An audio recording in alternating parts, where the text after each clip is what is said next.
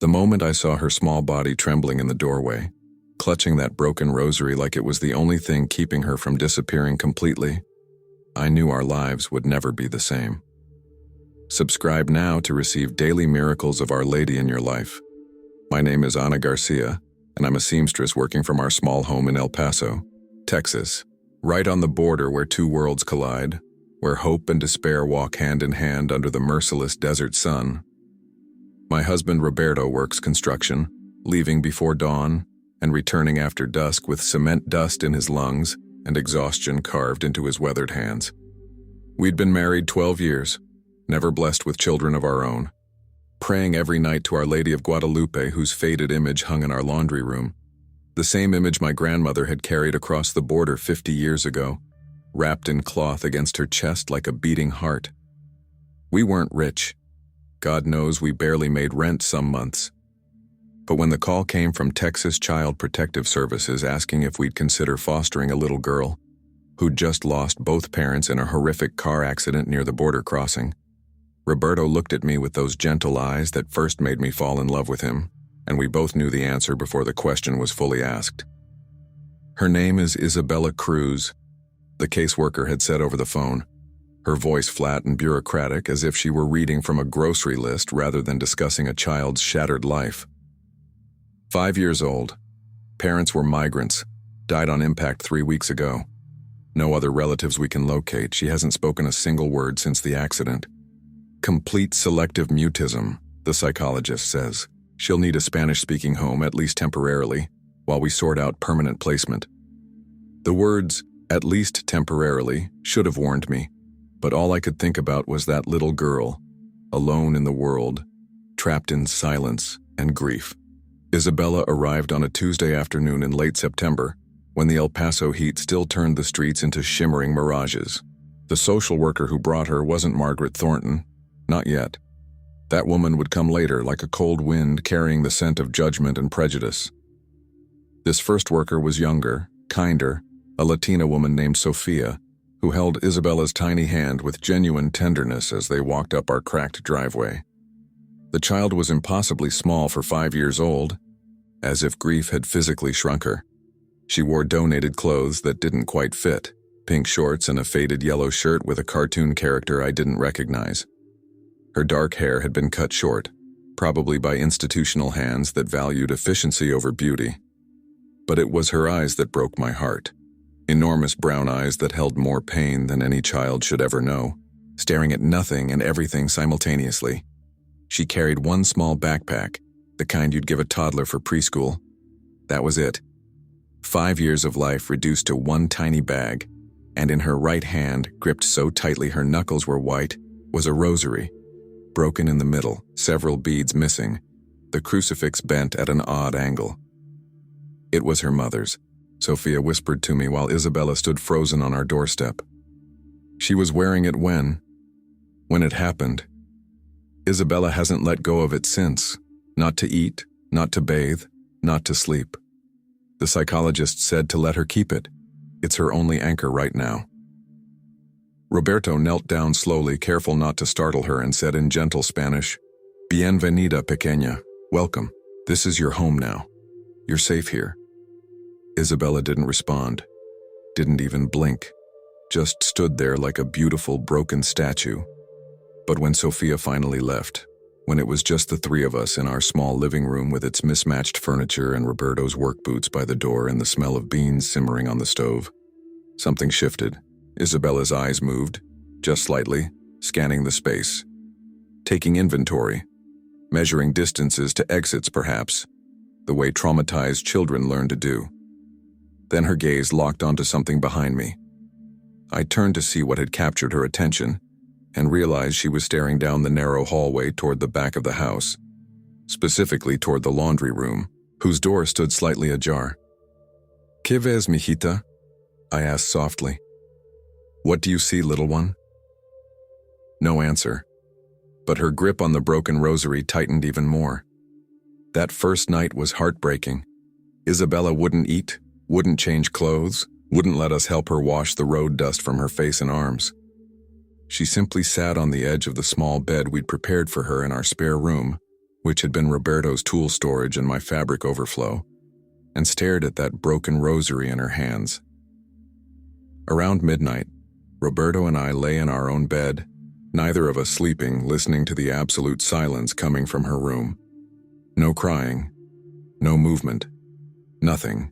The absence of sound was somehow worse than screaming would have been. "What have we done?" I whispered to Roberto in the darkness. "What if we can't help her?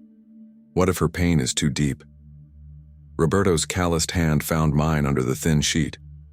"Then we love her anyway. We love her until the pain becomes smaller than the love. That's all we can do." I prayed that night with an intensity I hadn't felt in years. Prayed to the Virgin of Guadalupe, to all the saints, to God himself. "Please, show us how to reach this child. Show us how to bring her back from wherever she's lost inside herself." The next morning, Isabella was gone. I woke at 6:30 as usual, started the coffee, and went to check on her. But the small bed was empty, sheets pulled back, the room abandoned. Panic seized my chest like a fist. "Roberto," I called out, my voice shrill with fear. "She's not here. Isabella's not—" "Anna, come here." Roberto's voice came from the back of the house, oddly calm. "You need to see this." I ran down the hallway, through the kitchen, past the bathroom, and there, in the doorway of the laundry room, was Roberto, standing completely still, staring at something inside. I pushed past him and froze. Isabella was there, sitting cross-legged on the cracked linoleum floor in her donated pajamas, face turned upward toward the wall where my grandmother's faded image of Our Lady of Guadalupe hung. The image so old and worn you could barely make out the Virgin's features anymore. The colors faded to ghosts of what they'd once been. But that's not what stopped my breath. Isabella was talking. Not just talking. She was having a full conversation, in animated, rapid Spanish, as if speaking with someone who sat right there beside her. Her small hands moved expressively, the broken rosary still clutched in one palm. Her face, that face that had been frozen in traumatized silence for 3 weeks, was alive with emotion. She smiled. She nodded. She even laughed, a sound like silver bells that I'd thought we might never hear. "Sí, señora," she was saying. "Pero tengo miedo todavía. I'm still scared. What if they don't really want me? What if they send me away like everyone else?" Silence. She was clearly listening to a response then. You promise they're good people? You promise this is where I'm supposed to be?" Another pause, longer this time. Isabella's eyes filled with tears. But these weren't tears of grief. These were different, softer. "And my mommy and papi? They're really with you? They're not alone? They're not in the dark." Whatever answer she received made her cry harder, but she was smiling through the tears. "Tell them I miss them. Tell them I love them.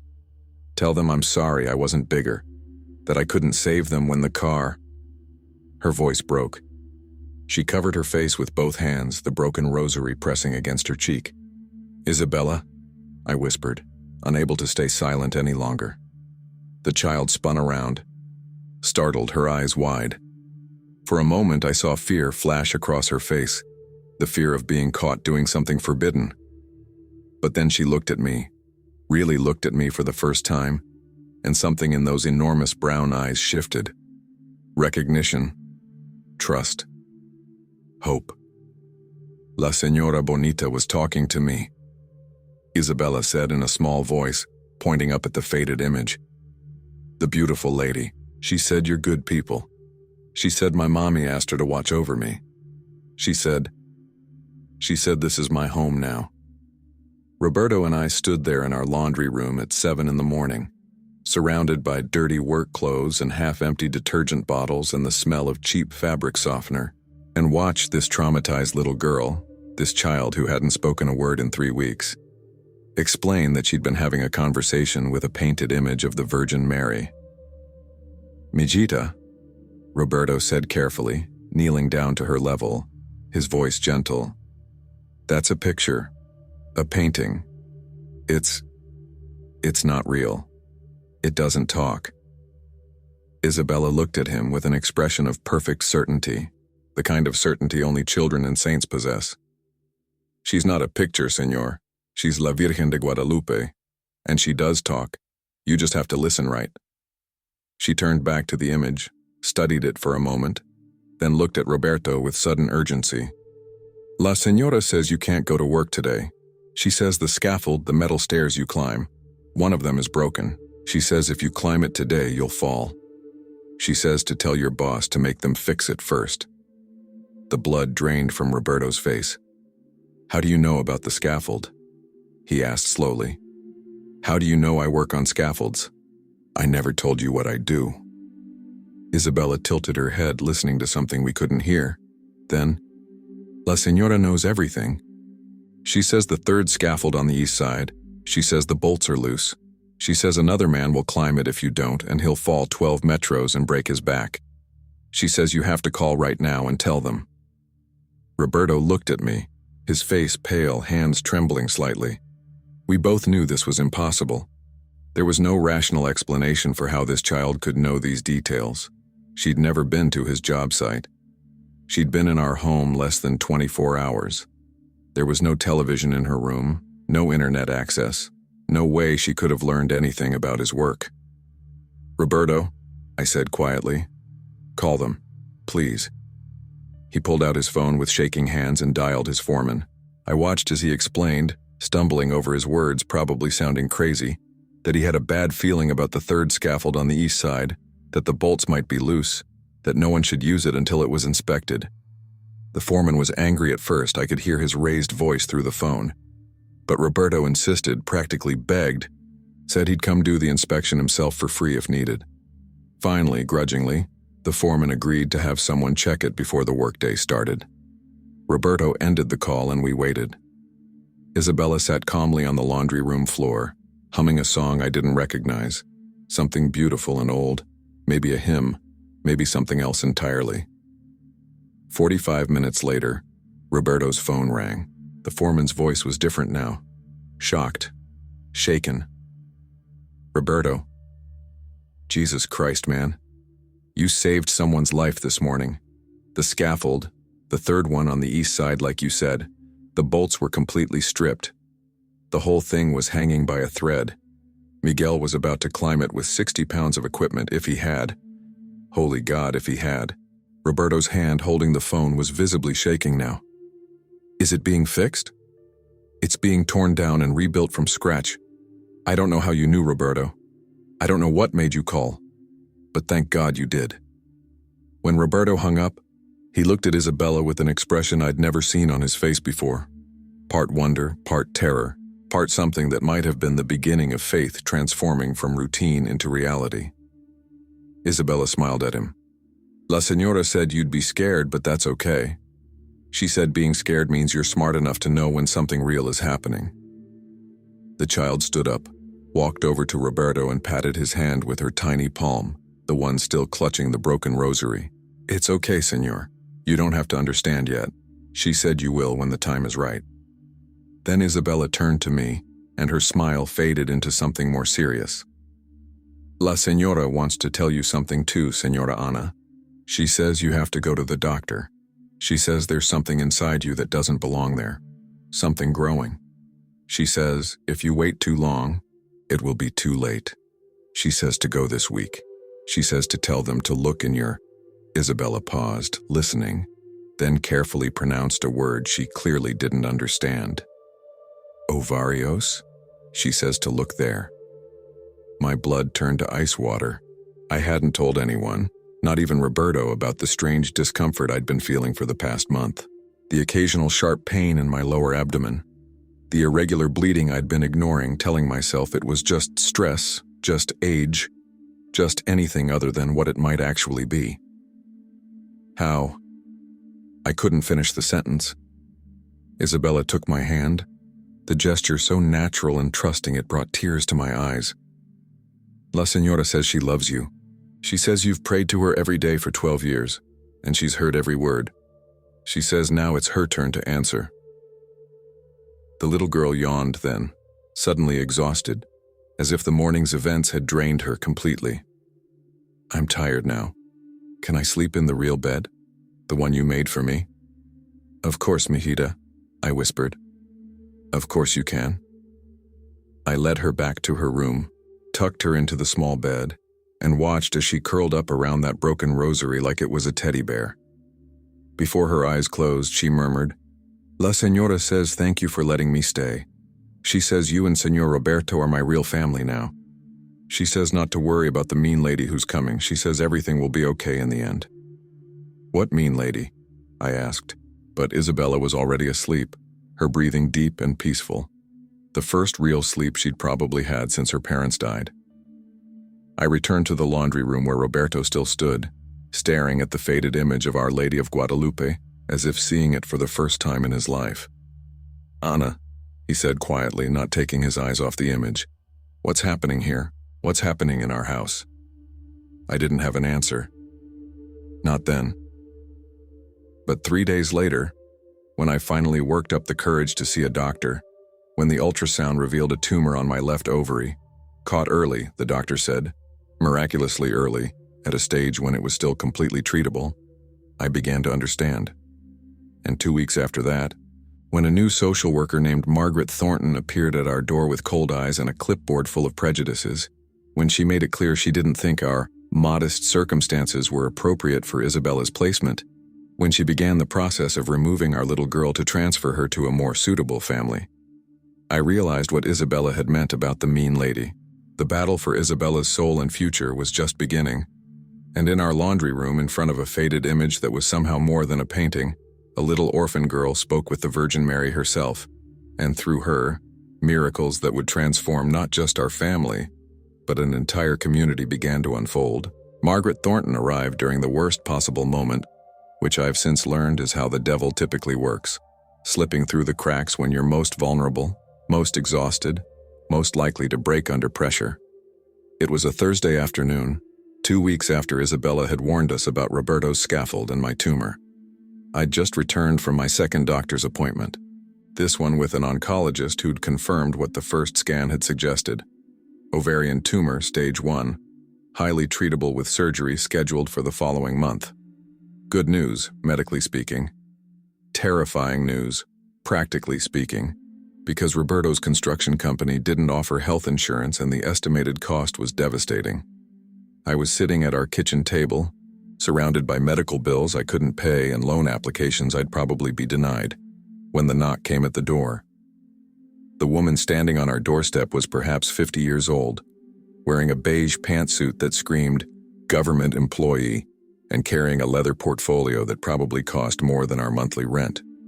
Her blonde hair was pulled back in a severe bun, her makeup perfectly applied, her expression carefully neutral in that way people have when they're hiding judgment behind professionalism.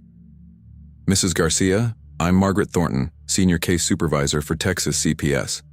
I'm here to conduct a follow-up evaluation on the minor child Isabella Cruz."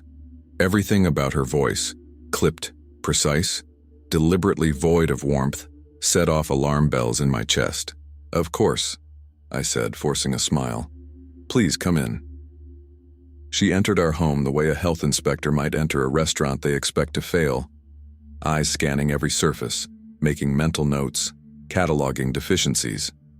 I watched her gaze move across our worn furniture, our outdated television, the stack of Roberto's work boots by the door, the pile of my sewing projects on the couch, the Virgin Mary calendar hanging in the kitchen next to Roberto's work schedule scribbled on a whiteboard. Her expression never changed, but somehow I could feel her disapproval like a physical presence. "Is the child here?" she asked, not bothering with small talk. "She's in the back playing in the—" "I'll need to see her living space," Margaret interrupted, already moving down the hallway without waiting for permission. "And I'll need to conduct a private interview with her. Standard procedure." I followed her, my heart pounding, watching as she methodically inspected our home. She opened Isabella's closet, noting the mix of donated and secondhand clothes we'd carefully washed and organized. She examined the window, noting the bars Roberto had installed for security, but which I could tell she interpreted as prison-like. She tested the bed, pressing the mattress with one manicured hand, her mouth tightening slightly, probably judging that it wasn't new, wasn't expensive enough. Then she saw Isabella. Our little girl was exactly where she spent most of her time, in the laundry room, sitting on the floor in front of the faded image of Our Lady of Guadalupe, having one of her conversations. She was animated, laughing at something, her small hands moving expressively as she spoke rapid Spanish to the painted Virgin. "Isabella, cariño," I called softly. "There's someone here to see you." The child turned, saw Margaret Thornton, and her entire demeanor changed instantly. The joy drained from her face. The light in her eyes dimmed. She clutched the broken rosary tighter and moved closer to the wall, as if trying to disappear into it. "Hello, Isabella," Margaret said in English, her voice taking on that artificially sweet tone adults use when they don't actually like children. "My name is Ms. Thornton. I'm here to make sure you're happy and healthy. Can you come talk with me for a few minutes?" Isabella looked at me, her eyes pleading. "It's okay, Mijita," I said gently. "Just for a little while." But as Margaret led Isabella to the living room for their private interview, I saw the child glance back at the laundry room, at the image of the Virgin, her lips moving in what looked like a silent prayer. I wasn't allowed to be present during the interview. "Standard procedure," Margaret said. So I stood in the kitchen pretending to prepare dinner but actually straining to hear every word through the thin walls of our small house. Margaret's questions started routine. "Are you eating well? Are Mr. and Mrs. Garcia nice to you? Do you have your own bed? Do you feel safe here?" Isabella's answers were soft, hesitant but positive. Then Margaret's tone shifted. "Isabella, I understand you spend a lot of time talking to a picture. Can you tell me about that?" Silence. "Isabella, it's okay. You can tell me. I'm here to help you. Are you talking to imaginary friends? That's very normal for children who've experienced trauma." "She's not imaginary." Isabella's voice was barely audible but firm. "She's real. She's La Virgen de Guadalupe. She talks to me." "I see." I could hear the condescension dripping from Margaret's words. "And what does this Virgin Mary tell you?" "She tells me things that are going to happen. She told me about Senor Roberto's work accident before it happened. She told me about Senora Anna's sickness before the doctors found it. She tells me that I'm safe here, that this is my real home, that—" "Isabella, honey, pictures don't talk. What you're experiencing is called magical thinking. It's a coping mechanism for grief. But the Garcias should be helping you distinguish between fantasy and reality, not encouraging these delusions." "They're not delusions." Isabella's voice rose, passionate and hurt. "La Senora is real. She's helping us. That's enough." Margaret's voice turned cold. "We'll discuss this more another time." The interview lasted another 10 minutes, but I'd heard enough to know we were in trouble.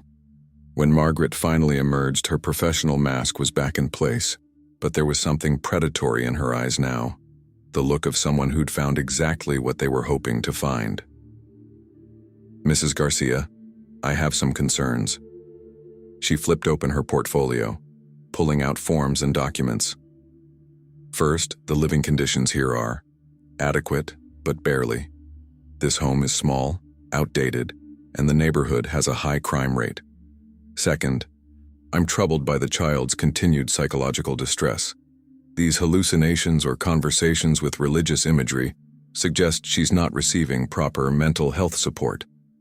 Third," she paused, her eyes scanning a document. "I see here that you're scheduled for surgery next month for a tumor." My blood ran cold. "Yes, but it's treatable," the doctor said. "Mrs. Garcia, you'll be recovering from major surgery. You won't be able to provide adequate care for a traumatized 5-year-old during that time.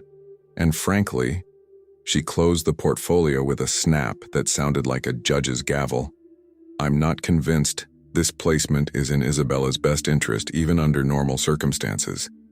"What are you saying?" The words came out as a whisper.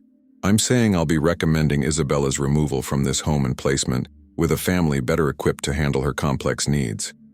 There's a couple in the northwest part of the city, professional people, stable income, larger home, who've been approved for adoption and are specifically looking for a young Latina child. I think they'd be much more appropriate."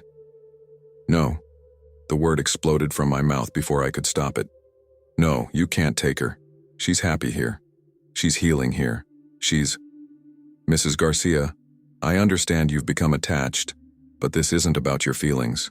This is about what's best for the child, and a home where she's encouraged to believe pictures talk to her, where she's living in poverty, where her guardian is facing serious illness. That's not what's best. We love her, I said desperately. We love her like she's our own daughter. Doesn't that count for anything? Margaret Thornton's expression didn't change, but something flickered in her eyes, something that looked almost like satisfaction. Love isn't enough, Mrs. Garcia. Children need stability, resources, a future. Can you honestly say you're providing that? She left me with a stack of paperwork and a court date 3 weeks away. A hearing to determine Isabella's permanent placement. A hearing where Margaret would present her case for removal. A hearing where we'd have to fight to keep our daughter. After she left, I found Isabella back in the laundry room, curled up on the floor, crying silently, the broken rosary pressed against her heart. She's going to take me away, isn't she? The little girl whispered. The mean lady is going to take me away from you and Señor Roberto. I gathered her into my arms, holding her tight, feeling her tiny body shake with sobs. No, mijita. No. We won't let that happen. I promise you we will fight. La Señora says the mean lady has done this before. Isabella interrupted, her voice muffled against my chest. She says the mean lady takes children away from poor families and gives them to rich families because she thinks poor people don't deserve children. She says the mean lady's heart is closed. I froze. La Señora, the Virgin told you this? Isabella nodded. She says not to be afraid.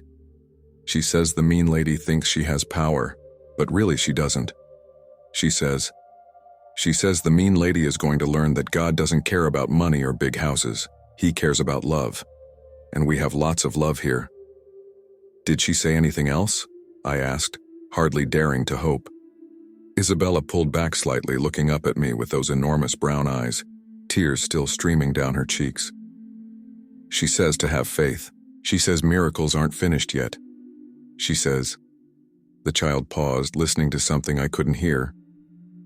She says to tell everyone. Tell the church. Tell the neighborhood. Tell anyone who will listen. She says the mean lady is powerful, but the people together are more powerful. She says that's how miracles work, through people who choose to believe and act.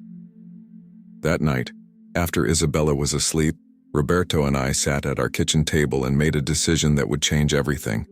We would tell our story. Not just to the church, though we'd start there. Not just to our neighbors, though we'd tell them too. We would tell everyone, anyone who would listen, about the little orphan girl who spoke with the Virgin Mary, about the miracles that had already happened, about the cold-hearted social worker trying to tear apart a family because we didn't fit her definition of worthy. The next morning, I called Father Miguel at Our Lady of Mount Carmel, the parish church where Roberto and I had been married, where we attended Mass every Sunday, where 3 generations of our families had worshipped. Father, I need to talk to you about something impossible, something that's either a miracle or we're all losing our minds. Can you come to our house? Today, if possible? Father Miguel was 73 years old, a small man with kind eyes and hands that trembled slightly from age or perhaps too many years of blessing troubled souls. He arrived that afternoon wearing his black cassock despite the heat, carrying his worn Bible and a rosary that looked almost as old as he was. Isabella was waiting in the laundry room when he entered our home. She stood up the moment she saw him, her face lighting up with recognition. "You're the shepherd," she said in Spanish before Father Miguel had even introduced himself. "La Señora said you would come. She said to tell you that your mother is with her now, that she's not in pain anymore, that she forgives you for not being there when she died." Father Miguel's face went absolutely white. He staggered slightly, reaching out to steady himself against the doorframe. "My mother..." His voice was barely a whisper. "My mother died 2 weeks ago, in Mexico City. I couldn't get there in time because of visa issues. I've been tormented by guilt ever since. How could you possibly..." Isabella walked over to him and took his trembling hand. La Señora says lots of children couldn't be with their parents when they died. She says that's why she's here, to tell us that our parents are safe with her, that love doesn't end just because bodies stop working, that guilt is a weight we don't have to carry. The old priest sank to his knees right there in our hallway, tears streaming down his weathered face, and Isabella, this tiny 5-year-old child, placed her small hand on his head in a gesture that looked ancient, sacred, like something passed down through centuries of faith. "It's okay, Father," she said gently. "La Señora says you've helped lots of people carry their sadness. Now it's time for someone to help you carry yours." Father Miguel stayed for 3 hours. He interviewed Isabella carefully, gently, asking her questions about theology and scripture that no 5-year-old should be able to answer. But Isabella didn't answer from knowledge. She answered by listening to that presence only she could perceive, translating messages from the Virgin with the simple clarity of a child who saw no reason to doubt what she experienced. "She's not imagining this," Father Miguel said to Roberto and me as he prepared to leave, his voice still shaking with emotion. "I don't know what's happening here, Ana. I don't know if this is locution or vision or something else entirely. But that child knows things she couldn't possibly know. She said things about my mother, specific things, private things, that no one could have told her. Either this is authentic supernatural communication, or..." He paused, searching for words. "Or I need to question everything I've believed about how God works in the world." "Will you help us?" I asked. "The social worker is trying to take Isabella away. She doesn't believe in what's happening here. She thinks we're encouraging delusions." Father Miguel's jaw tightened. "Margaret Thornton. Yes, I've heard of her. She's removed 3 children from Catholic families in this diocese in the past 2 years, always with the same reasoning, that religious devotion equals instability, that prayer equals mental illness, that families who trust in God's providence rather than material wealth are unfit parents." "Can you testify at the hearing?" Roberto asked. "Can you tell them what you witnessed here today?" The old priest nodded slowly. I will, but Ana, Roberto, you need to understand what you're up against. Margaret Thornton has the full weight of the state behind her. She has lawyers, experts, psychological evaluations. All we have is faith, testimony, and a child's word that the Virgin Mary speaks to her. In a secular courtroom, that might not be enough. "Then what do we do?" I asked, desperation creeping into my voice. Father Miguel looked back toward the laundry room, where Isabella had returned to her conversations with the faded image. "We do what Isabella said. We tell everyone. We make this story impossible to ignore. And we pray like we've never prayed before, that if this truly is the Virgin's will, she'll find a way to make it manifest." That Sunday, Father Miguel invited our family to speak during Mass. Our Lady of Mount Carmel was packed, nearly 300 people, mostly working-class Latino families like ours, people who understood poverty and struggle and the kind of faith that grows stronger in difficult soil. I stood at the lectern, my hands shaking, and told our story. Roberto stood beside me, his arm around Isabella, who clutched her broken rosary and stared out at the congregation with solemn eyes. I told them about the scaffold, about my tumor, about Margaret Thornton's threat to remove Isabella, about the child's conversations with the Virgin Mary. The congregation sat in absolute silence, transfixed. Then Father Miguel invited Isabella to speak. The tiny girl walked to the microphone. We had to lower it to its absolute minimum height. And in her clear, sweet voice, she said, "La Señora wants me to tell you something. She says lots of you are scared. Scared about money, scared about your children, scared about being sent away or having your families broken up. She says she knows what that feels like. She had to run away with baby Jesus to keep him safe from a king who wanted to hurt him. She says that's why she understands our families. She says to tell you, don't be afraid. Don't let mean people make you think you're not good enough. God doesn't measure families by how much money they have.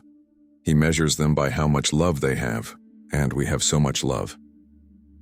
300 people sat in stunned silence for perhaps 10 seconds.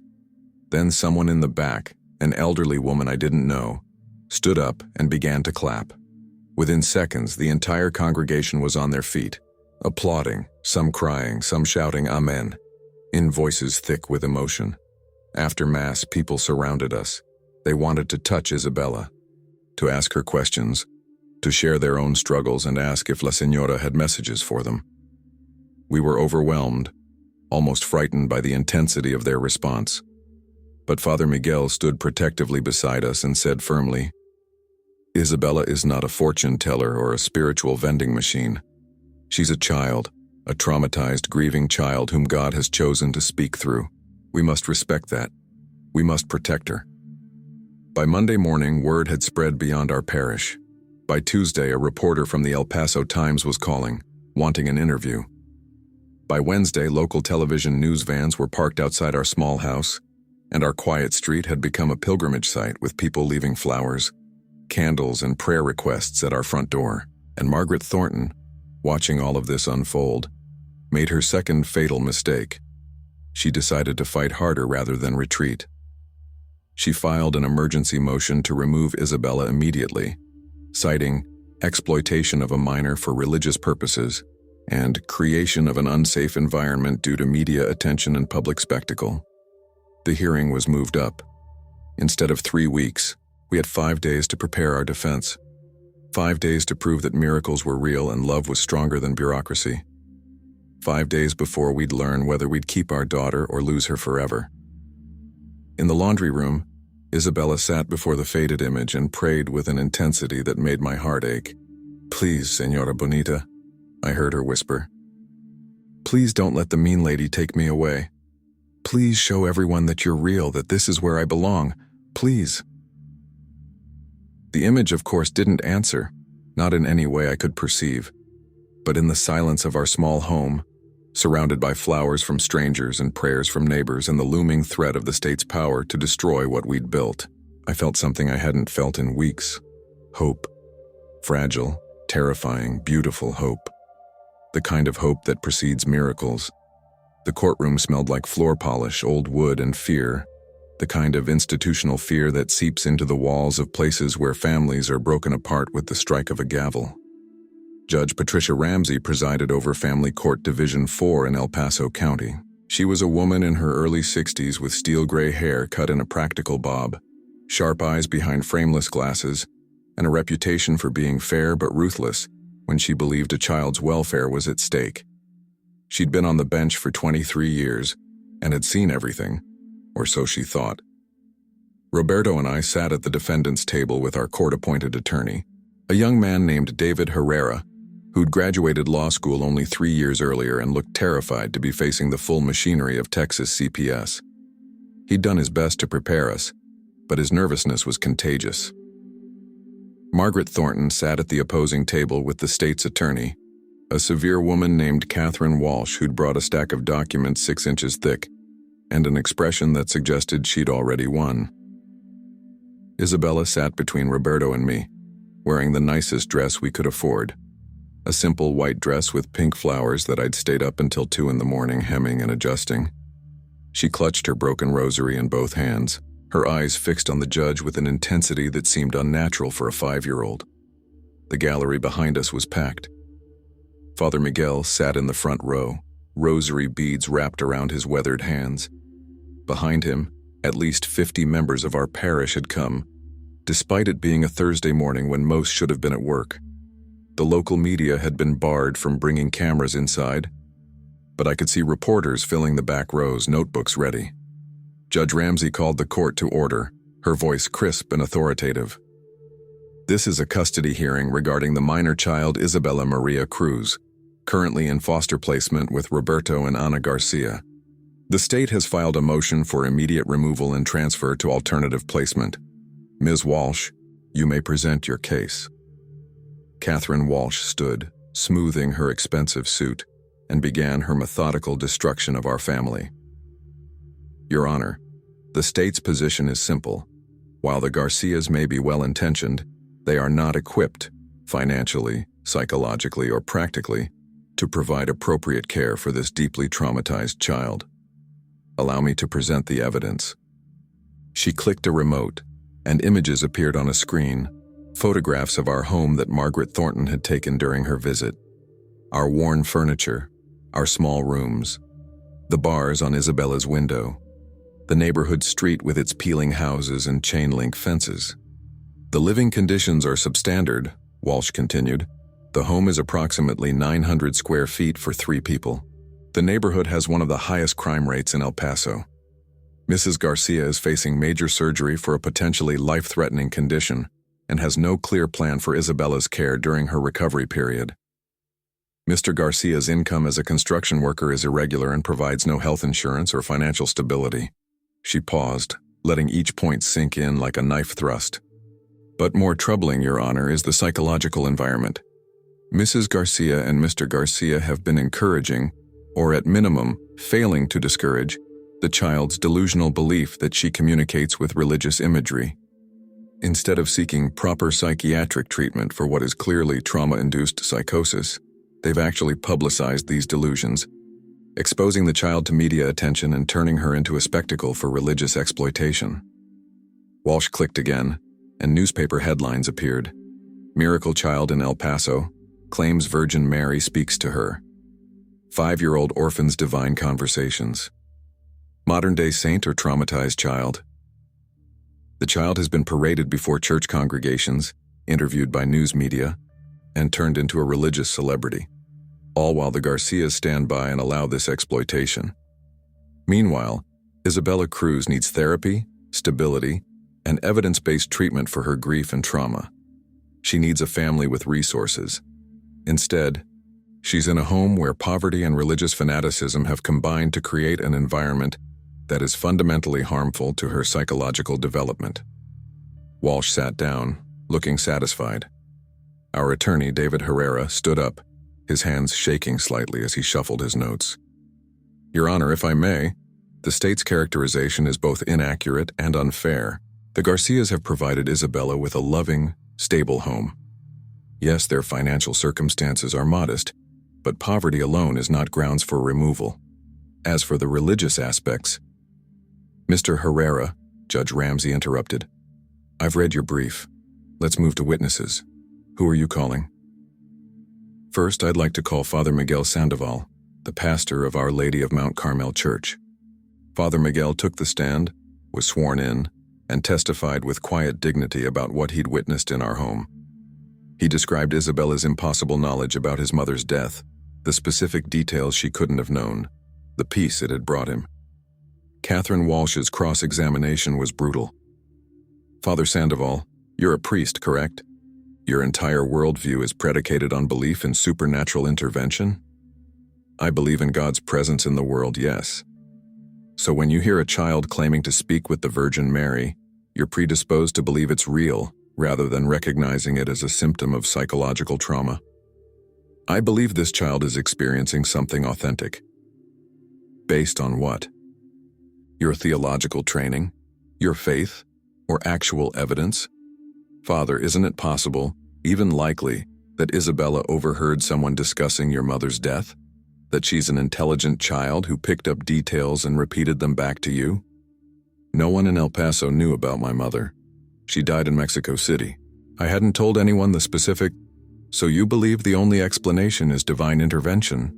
Not research, not lucky guesses, not the kind of cold reading techniques that psychics and frauds have used for centuries?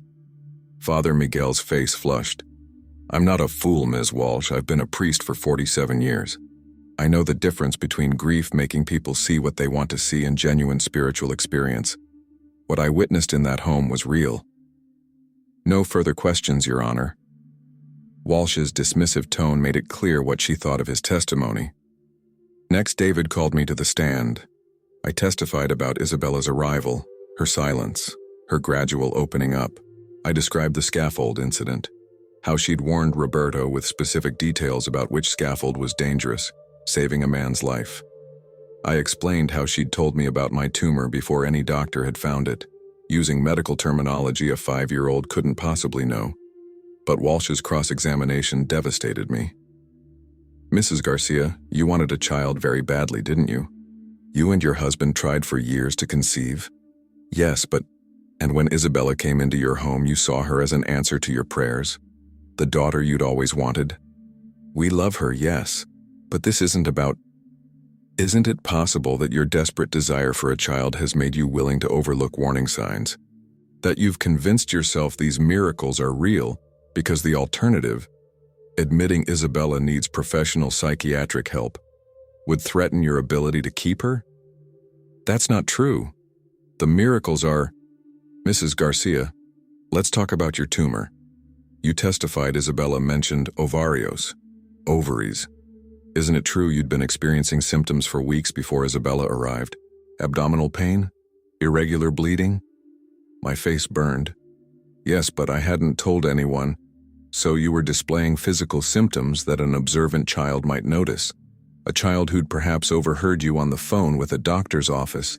A child who's learned that saying she received divine messages gets positive attention from you. She couldn't have heard anything because I hadn't even called a doctor yet. She told me before, Mrs. Garcia, you're asking this court to believe in miracles because the alternative is losing custody of a child you've become deeply attached to. I understand that motivation, but this isn't about what you want. It's about what Isabella needs. I left the stand feeling utterly defeated, tears streaming down my face. Then David Herrera made his final play. Your Honor, I'd like to call Isabella Cruz herself to testify. Catherine Walsh shot to her feet. Objection. The child is 5 years old, clearly traumatized, and has been coached by... Ms. Walsh, Judge Ramsey said sharply. This hearing is about Isabella's welfare. I think we should hear from her directly, but I'll conduct the questioning myself in chambers. Only essential personnel, Mr. Herrera, Ms. Walsh, Ms. Thornton, and the court reporter. The Garcias will wait here. Your Honor. I started to protest, but Roberto's hand on my arm stopped me. They took Isabella into the judge's chambers.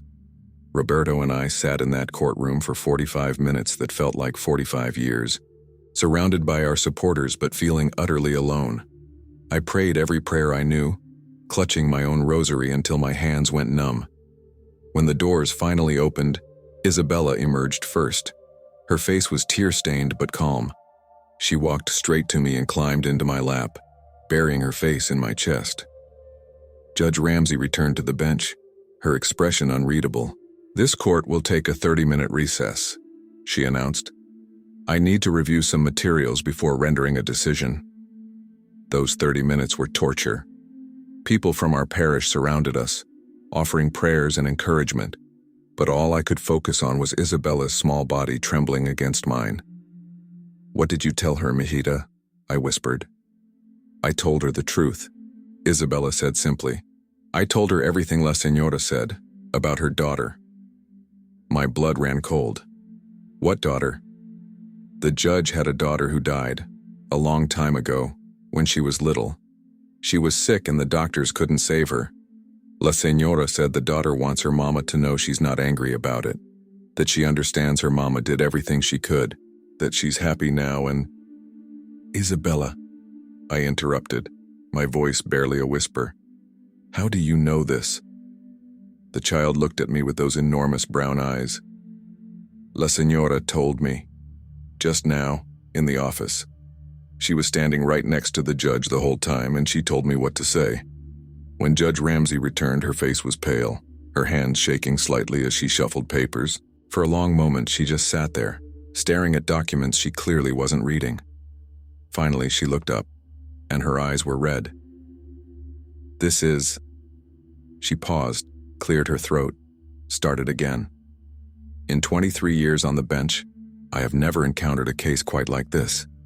The state has presented compelling evidence about financial instability and concerning psychological symptoms. The Garcias have presented testimony about alleged miracles that strain credulity. My heart sank. However, in chambers, I had a conversation with Isabella Cruz that I don't have an adequate explanation for. She told me things about my personal history, specific private things that she could not possibly know unless... The judge's voice caught. She took off her glasses, pressed her fingers against her eyes. I don't know what I believe about miracles. I don't know if this child is genuinely experiencing divine communication or if there's some other explanation I'm not seeing. But what I do know is this. Isabella Cruz is not psychotic. She's not delusional. She's a remarkably intelligent, emotionally aware child who, for reasons I cannot explain, knows things she shouldn't be able to know. Judge Ramsey put her glasses back on and looked directly at Margaret Thornton. Ms. Thornton, I've reviewed your case file on the Garcias. I've also reviewed your case files on the Martinez family from 2023 and the Hernandez family from 2024. I'm seeing a troubling pattern of removals from low-income Catholic Latino families, often on grounds that seem questionable at best, discriminatory at worst. You've systematically recommended against placements with families who prioritize religious faith over material wealth. That concerns me greatly. Margaret's face went white. I'm also troubled by the speed with which you moved to remove Isabella from the Garcias, less than 3 weeks after placement, despite no evidence of abuse, neglect, or immediate danger. Your reports focus heavily on the family's poverty and their religious practices, with language that suggests bias rather than objective assessment. The judge shuffled more papers, her jaw tight with controlled anger. Furthermore, I've requested records from CPS Internal Affairs. Ms. Thornton, you're currently under investigation for multiple complaints of discrimination filed by Latino families you've interacted with over the past 3 years. Why was I not informed of this ongoing investigation before this hearing? Catherine Walsh shot to her feet. Your Honor, that investigation is preliminary and unsubstantiated. Ms. Walsh, 3 formal complaints with sworn affidavits is not unsubstantiated. It's a pattern. Judge Ramsey turned her attention to Roberto and me. Mr. and Mrs. Garcia, your home may not be luxurious, but it's clean, safe, and filled with genuine love for this child. Your financial situation is challenging, yes, but poverty alone has never been, and will never be in my courtroom, grounds for terminating parental rights or removing children from loving homes. Mrs. Garcia, I understand your surgery is scheduled for next month. Do you have a plan for Isabella's care during your recovery? Yes, Your Honor, I said quickly. My sister will stay with us. She's taken time off work, and our parish has organized. They're bringing meals, helping with... That's sufficient. Here is my ruling. The entire courtroom seemed to hold its breath. The state's motion for immediate removal is denied. Isabella Cruz will remain in the custody of Roberto and Ana Garcia. Furthermore, I'm ordering a full review of Ms. Thornton's case history by CPS supervisory staff. Pending the outcome of that review and the internal affairs investigation, Ms. Thornton is removed from this case effective immediately. A new caseworker will be assigned to conduct follow-up visits with the Garcia family. The courtroom erupted. People were crying, shouting, applauding.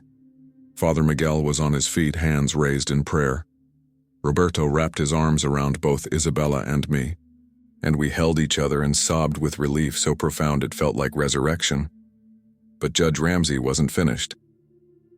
I want to be clear about something, she said, raising her voice to be heard over the celebration. I'm not ruling on whether miracles are real.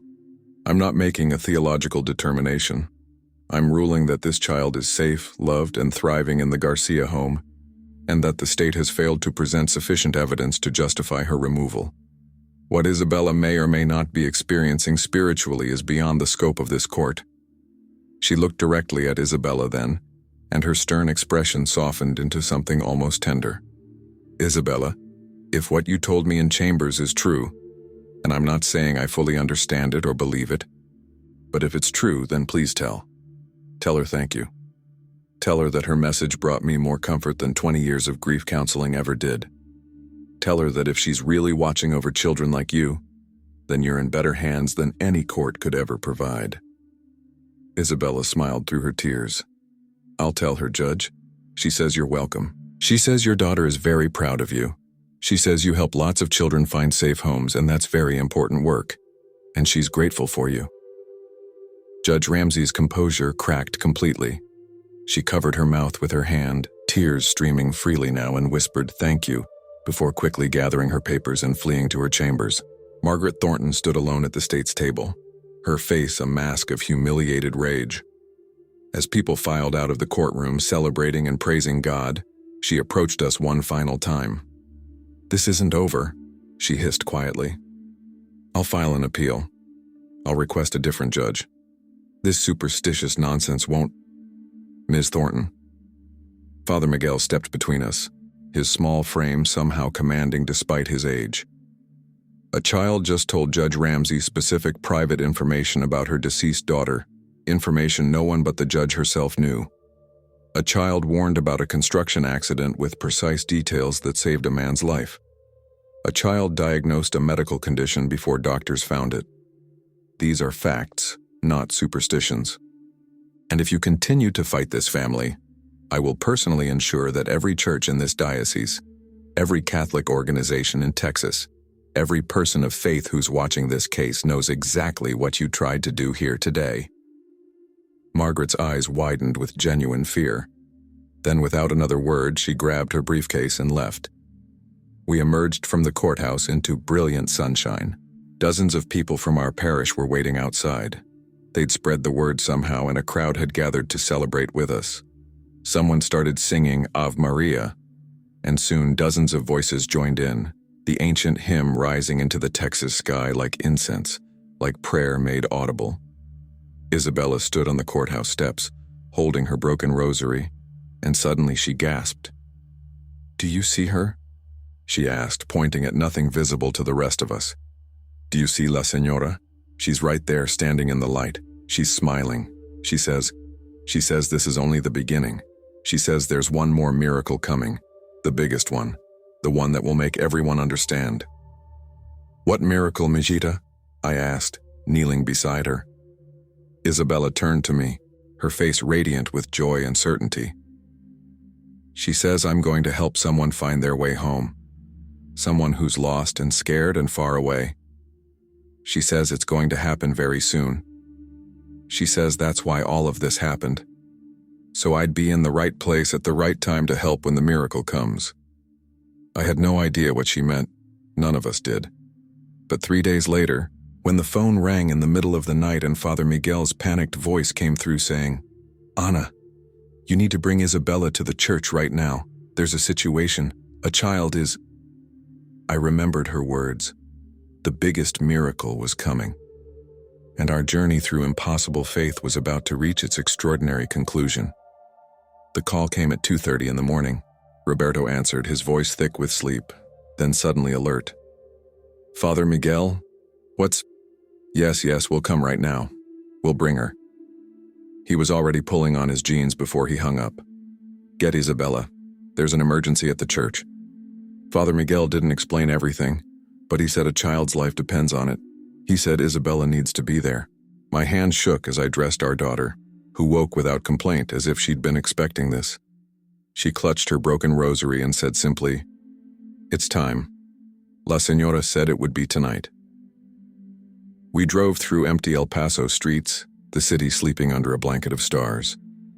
Our Lady of Mount Carmel rose against the night sky, its white stucco walls glowing in the streetlights, the cross on top pointing toward heaven like an arrow of hope.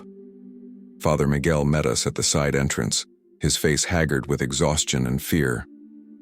"Thank God you came. Ana, Roberto, I don't know how to explain this. Come inside, quickly." He led us through darkened hallways to his office where a scene of absolute chaos greeted us. 2 police officers stood near the door.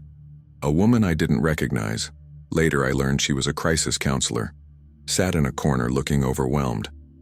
And in Father Miguel's desk chair, wrapped in a blanket despite the warm night, sat a boy of perhaps 13 years old, shaking violently, his face streaked with tears and dirt. "His name is Daniel," Father Miguel said quietly. "Daniel Ruiz. He showed up at the church doors an hour ago, hysterical, saying he needed sanctuary, that he couldn't go back, that they'd kill him if he went back. The police were called because he's a runaway from a youth detention center in Juarez, across the border. He somehow made it across illegally, desperate, terrified. He's been talking in circles, not making much sense, but he keeps saying the same thing over and over. The Virgin told me to come here. She said someone would help me. She said there's a girl who talks to her." Father Miguel's voice broke. "Ana, He specifically asked for a little girl who talks to Our Lady of Guadalupe. How could he know about Isabella? There's been no media coverage in Mexico. How could he possibly? La Señora told him. Isabella interrupted, pulling free from my hand and walking calmly toward Daniel. Just like she told me he was coming. The boy looked up, saw Isabella, and completely broke down. He slid from the chair onto his knees, sobbing so hard his entire body convulsed. "You're real. Thank God you're real. She said you'd be here. She said you'd tell them. She said you'd make them understand I can't go back. I can't. They'll kill me." Isabella knelt in front of him, this tiny 5-year-old girl facing a traumatized teenager twice her size, and placed her small hand on his head with that ancient gesture of blessing she'd used with Father Miguel weeks ago. "La Señora says you're safe now," she said in Spanish, her voice impossibly calm and mature. "She says to tell them what happened. Tell them everything. She says these are good people who will listen. She says the truth will protect you now." Daniel looked at Isabella with an expression of desperate hope, then turned to the police officers and began to speak. His story poured out in broken, gasping sentences, a horror that made my blood run cold. Daniel had witnessed a murder. 6 months ago in Juarez, he'd seen 3 men kill a local businessman outside a warehouse. Daniel had been walking home from his job at a small grocery store, taking a shortcut through an industrial area, when he'd stumbled onto the execution. The killers had seen him. He'd run, but they knew who he was, where he lived. Before they could find him, police had picked Daniel up on an unrelated minor charge, shoplifting. They'd sent him to a youth detention center which had inadvertently saved his life. But the killers had connections everywhere, including inside the detention system. They'd sent word, "Testify about what you saw, or your family dies. Your mother, your little sisters, all of them." So Daniel had kept silent. But the police knew he'd witnessed something. They kept pressuring him to talk, to identify the killers. And the killers kept sending threats. He was trapped between 2 impossible choices: speak and condemn his family to death, or stay silent and watch justice fail. 3 days ago, everything had changed. "I was in my cell," Daniel said, his voice raw, and I looked up at the wall where someone had scratched a crude image of the Virgin of Guadalupe, just lines in the concrete, barely recognizable. But as I stared at it, the lines started to glow. And I heard a voice. A woman's voice, gentle and strong at the same time. She said, "Daniel, your silence protects nothing. The men who threaten your family are already planning to kill them whether you speak or not. You must run, cross the border, find the Church of Our Lady of Mount Carmel in El Paso. There's a child there who speaks with me. She will help you. Trust me." The police officers exchanged skeptical glances, but Father Miguel gestured for Daniel to continue. I thought I was losing my mind, but the voice came again, every night for 3 nights. Always the same message, always the same instructions. And on the 3rd night she told me exactly how to escape, which guard would fall asleep, which fence had a broken section, which route to take to avoid the cameras. She told me where to find money hidden behind a loose brick outside the detention center wall, money that someone had left there, she said, for emergencies like this.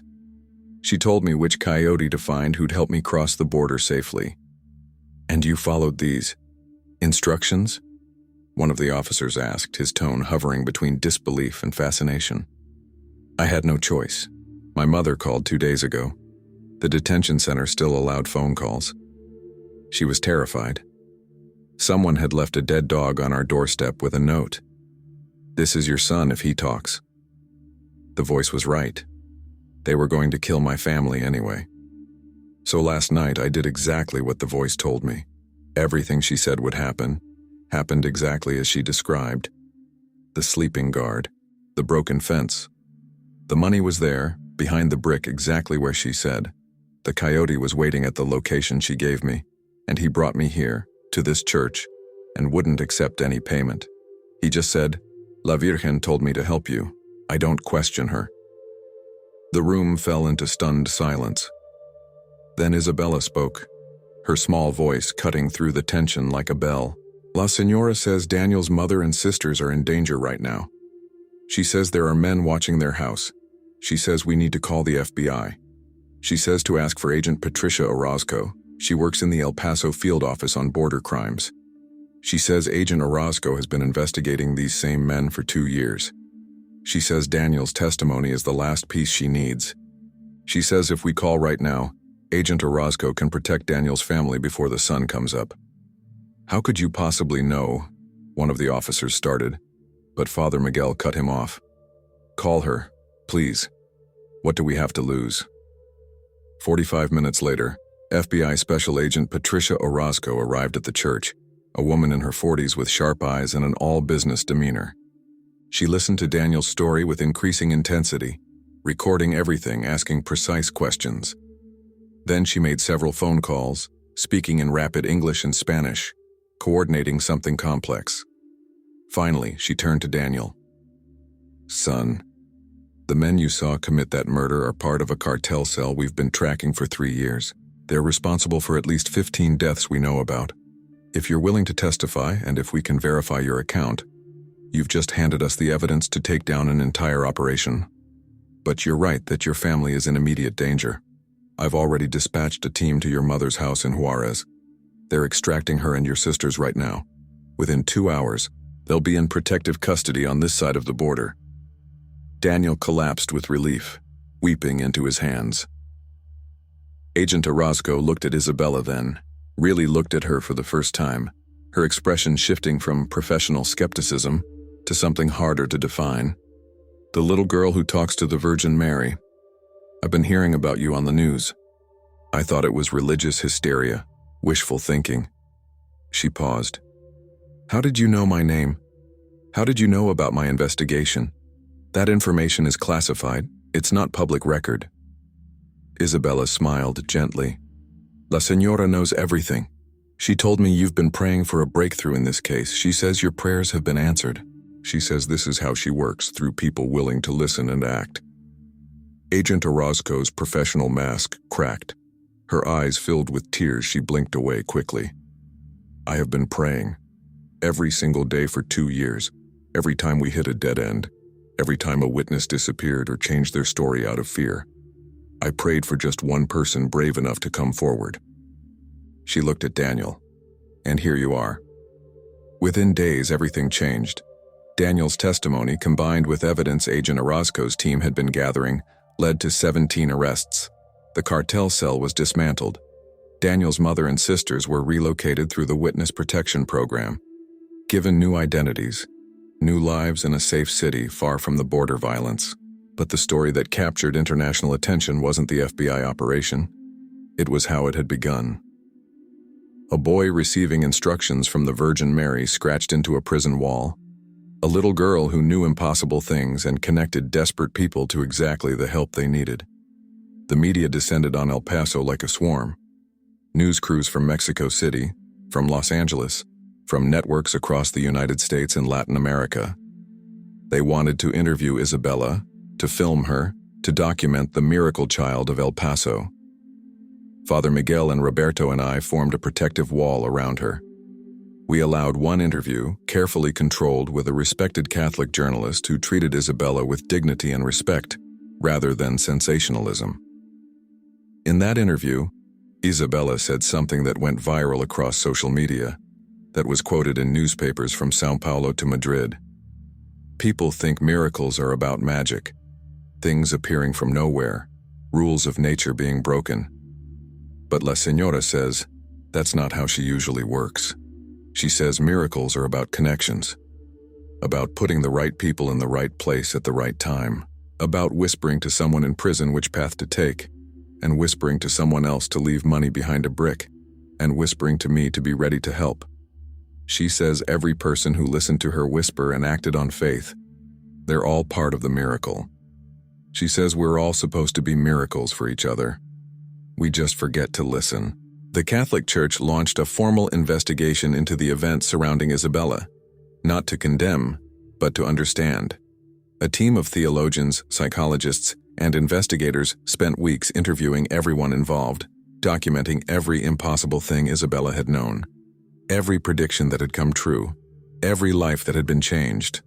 They couldn't explain it. They couldn't rationalize it away.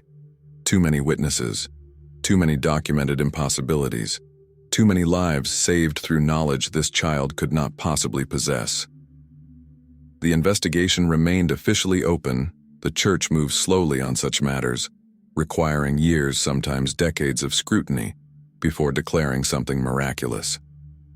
But unofficially, even the most skeptical investigators admitted they'd witnessed something that transcended natural explanation. Margaret Thornton's career ended quietly. The internal affairs investigation found a pattern of discrimination, bias, and abuse of authority. She was forced to resign from CPS. We heard she moved to another state, took a job outside social services. I prayed for her sometimes, hoping she'd find healing for whatever hardness had taken root in her heart. My surgery was successful. The tumor was removed completely, the prognosis excellent. During my recovery, our small house overflowed with help, parishioners bringing meals, my sister staying with us, Roberto taking time off work that the construction company surprisingly allowed after the story of Isabella's warning about the scaffold spread through the crew. And Isabella? She remained a child. She played with dolls, loved cartoons, threw tantrums when tired, laughed with pure joy at silly jokes. But several times a week, she'd disappear into the laundry room and have her conversations with the faded image of Our Lady of Guadalupe. Sometimes she'd emerge with messages, gentle ones usually. A neighbor needed prayer because they'd just lost their job. Someone in the parish was struggling with depression and needed people to reach out. Once, she told Father Miguel that a teenage boy in our community was planning to harm himself, and Father Miguel's immediate intervention saved that young man's life.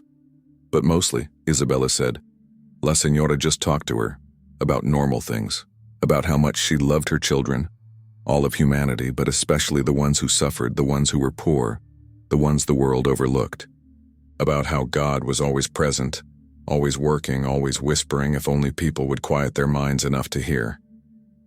6 months after the custody hearing, the adoption was finalized. Isabella Maria Cruz became Isabella Maria Garcia, legally and forever our daughter. The courtroom was packed again, but this time with celebration, not fear. Judge Ramsey herself signed the papers, and when she handed them to us, she leaned down to Isabella and whispered, "Thank you for the message you gave me. I think about it every day." Isabella hugged her. La Señora says you're welcome. She says your daughter is very proud of her mama. On the day we brought Isabella home as our legal daughter, our neighborhood threw a celebration. Someone set up tables in the street. People brought food, so much food. Music played, children ran everywhere. And in the middle of it all, Isabella danced with Roberto, her small feet standing on his work boots as he waltzed her around, both of them laughing with pure joy. I stood watching them, tears streaming down my face, and felt a presence beside me. Warm, gentle, maternal. Nothing visible. Nothing I could point to. But as real as my own heartbeat. And in my mind, clear as a spoken voice, I heard, "Thank you for loving her. Thank you for fighting for her. Thank you for teaching her that miracles aren't just about what I do. They're about what we all do when we choose faith over fear, love over judgment, hope over despair. You're my miracle too, Anna. You always have been." I looked toward the laundry room window of our small house, where the faded image of Our Lady of Guadalupe was just barely visible through the glass. And for just a moment, just one impossible, beautiful moment, I could have sworn the painted Virgin smiled. Today, Isabella is 11 years old. She still talks to Our Lady sometimes, though less frequently as she's gotten older. Or perhaps La Señora knows a growing girl needs to be a growing girl more than she needs to be a messenger. She does well in school, has friends, loves soccer and music and books. But people still come to our house sometimes. Desperate people. Hurting people. People who've heard the story of the orphan girl who speaks with the Virgin Mary. We don't turn them away. We invite them in, give them coffee, let them tell their stories. And if Isabella feels called to share a message, she does. If not, we simply pray with them and offer what comfort we can. because that's what Isabella taught us. What the Virgin taught us through her. Miracles aren't always dramatic. Sometimes a miracle is just showing up, listening, caring, being the hands and feet and heart of divine love in a world that desperately needs it. Our home is still small. We're still not wealthy. But we're rich in ways that matter. Rich in love. Rich in faith. Rich in the knowledge that we're never alone, that heaven is always closer than we think, that the Virgin Mary, Mother of Mercy, Mother of Hope, Mother of the vulnerable and voiceless, is always watching, always interceding, always whispering to those who will listen. And sometimes, if you're very quiet, if you open your heart completely, you might hear her whisper to you too.